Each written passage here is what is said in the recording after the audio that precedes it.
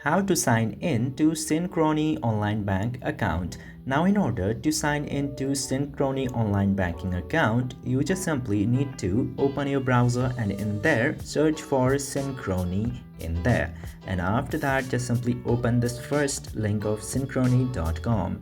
After opening synchrony.com, you will be in this website. Now in here you will get to see so many options. Just simply select Synchrony bank from here, and then in this banking page you just simply need to tap into this sign in button. After tapping to sign in button, you will be in a new page where you can very easily provide your credentials which is related to your Synchrony online banking account, and you can log into your account. For example, just simply enter your username at very first, and then you can check this box if you want to save the information in your browser, otherwise you can leave it, and then enter your password for your Synchrony bank account.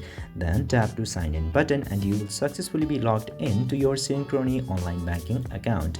I hope this video was informative. If yes, don't forget to hit that subscribe button.